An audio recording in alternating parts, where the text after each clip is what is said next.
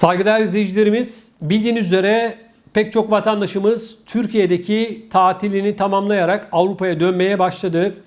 Kapıkule'de bir yoğunluk yaşanıyor. Bir konuda sizlere hatırlatmada bulunmak istiyorum. Hep anlatıyorum, yine anlatacağım, yine anlatacağım, yine anlatacağım. Türkiye'den dönerken aman siz olun. Aracınıza gümrüklerin müsaade etmediği hiçbir şey koymayın. Yoksa çok pahalıya mal oluyor. 5 kilo peynir getireceksiniz diye Almanya'ya 3-4 bin euro ceza ödemek zorunda kalırsınız. Özellikle Sırbistan gümrüğünde çok ciddi bir sıkıntı var. Sırbistan biz Türkleri bildiği için değerli izleyicilerimiz kimin ne götürüp götürmediğini tahmin ettiği için arabaları çok ciddi anlamda sıkı bir denetimden geçiriyor, aramadan geçiriyor.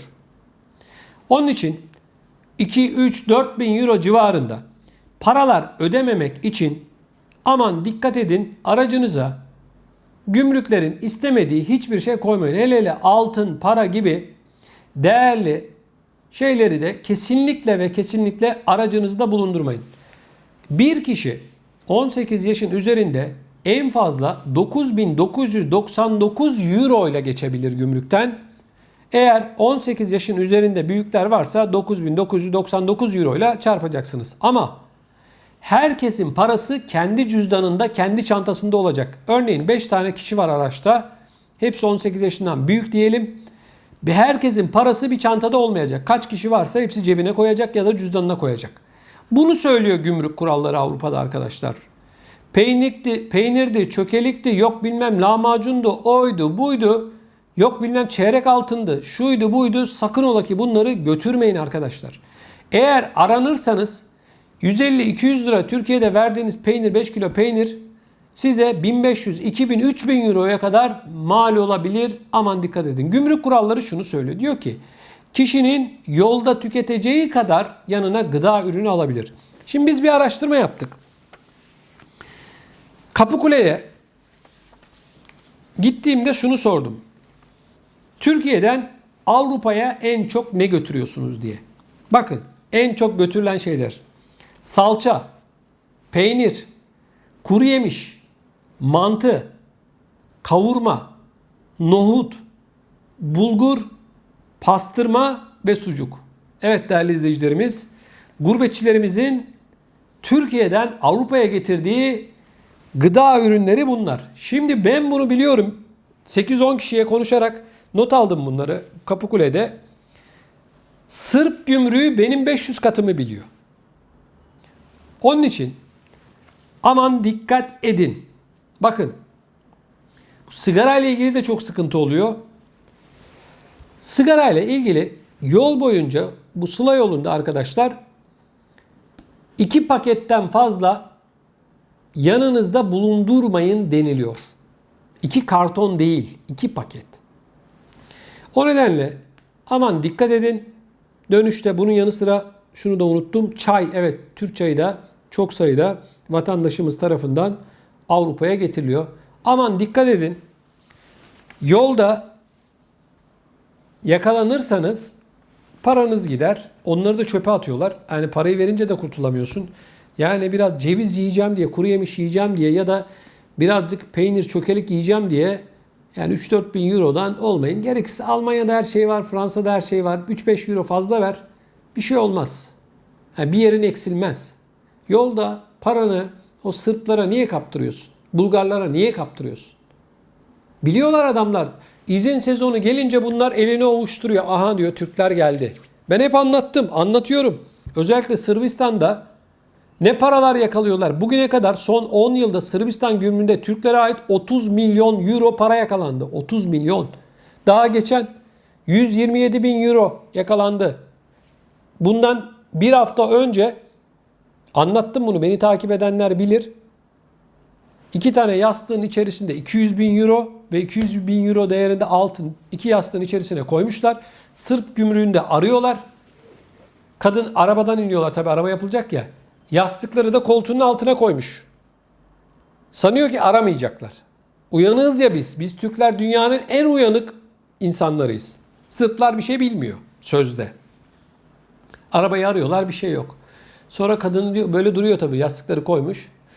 Gelin bakalım diyor.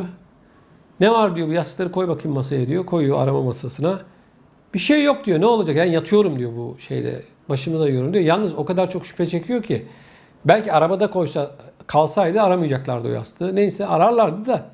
Hani bir ihtimal. Bakıyorlar, bir açıyorlar yastıkları. Değerli izleyicilerimiz. Birinde 200 bin euro para, birinde de 200 bin euro değerinde altın. Şimdi hani nasıl anlatayım? Neresinden anlatayım? Ne diyeyim yani? Hani sosyal medyada bir şey dolaşıyor ya. Hani para, hani yastık diyor ya, hani pano, hani elektrik diyor ya, hani saat diyor, onun gibi. Edemezsin. Ben sana Ne olursa sen niye getirdin hani pano? panoyu ben Ulan buraya hani kendim sen? yaptım. Bak kendim Ulan buraya hani yaptım. kablo? Niye gelip söylemiyorsun kaçak elektrik kullanıyorsun? Ulan ben Oğlum de. Hani para, hani altın, hepsi gitti. Geçmiş olsun. Aman siz olun. Dikkat edin. Şimdi bununla ilgili ben haber yaptığımda bazı izleyicilerimiz yorumlarda görüyorum, kızıyorlar. Sanki ben seviniyormuşum gibi. Kardeşim ben diyorum paranızı kaptırmayın diyorum ya. Paranızı kaptırmayın. Yazık değil mi?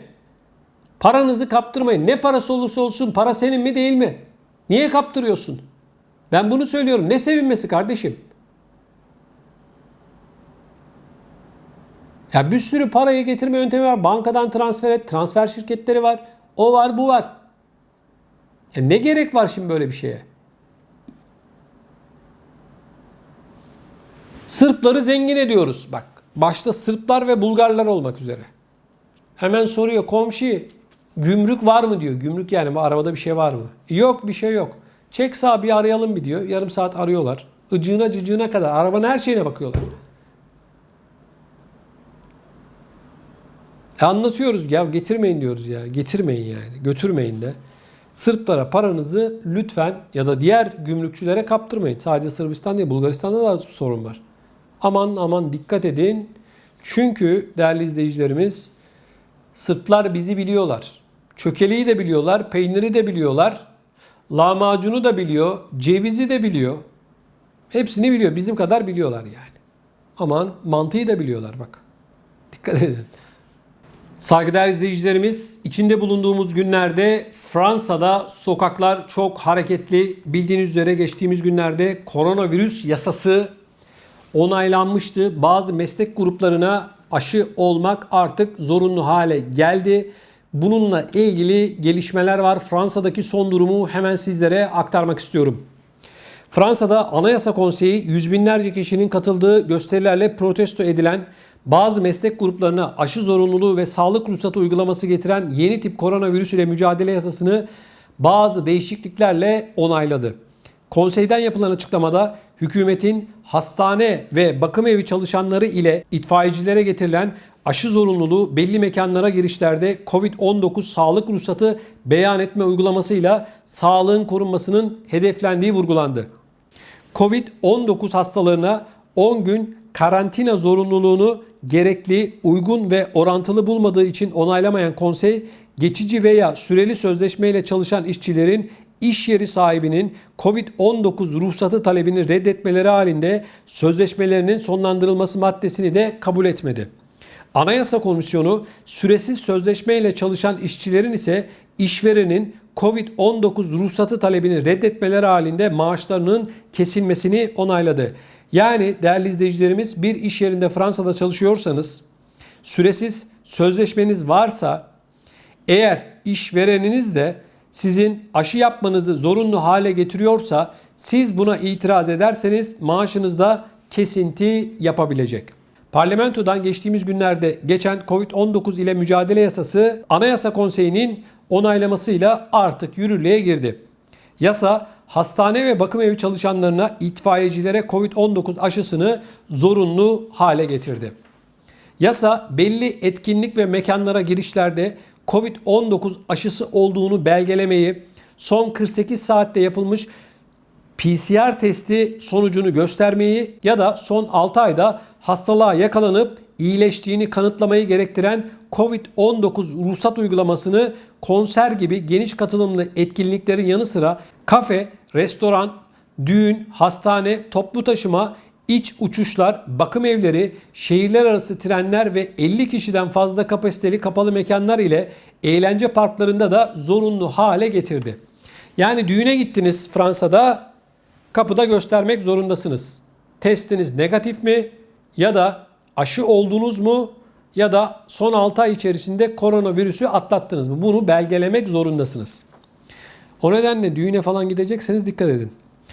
Alışveriş merkezlerinin Covid-19 ruhsat uygulamasının dışında tutulduğu yasa, iş yeri sahiplerinin çalışanlarından Covid-19 sağlık ruhsatı talep etmeleri halinde bunu reddeden çalışanlarının maaşını kesmesine imkan tanıyor. Yasa 30 gün içerisinde 3 defa Covid-19 sağlık kartı kontrolü yapmadığı belirlenen işletme sahiplerine 1 yıla kadar hapis ve 9.000 avro para cezası öngörüyor. Tartışmalı yasa sağlık diktatörlüğü olarak nitelendirilmiş. 25 Temmuz'da Fransa genelinde resmi verilere göre son 3 haftadır yüz binlerce kişinin katıldığı gösteriler başlamıştı. Evet değerli izleyicilerimiz, Fransa'da Covid-19 tedbirleri zorunlu hale getirildi. Bazı meslekler için aşı zorunlu hale getirildi. Ancak sokakta şunu görüyoruz, Fransa'da gösterilerde halk buna isyan ediyor. Koronavirüsle mücadelede Macron'un, Fransa Cumhurbaşkanı'nın başarısız olduğunu ifade ediyorlar. Önümüzdeki aylarda maalesef koronavirüsle ilgili alınan bu tedbirlere rağmen vaka sayısının artması öngörülüyor. Şu anda halihazırda artmaya devam ediyor. İzin, tatil dönüşü ve okulların açılmasıyla beraber Fransa'da vaka sayısının ciddi oranda artacağı da bilim insanları tarafından sık sık dile getiriliyor. Bakalım önümüzdeki günlerde daha neler olacak?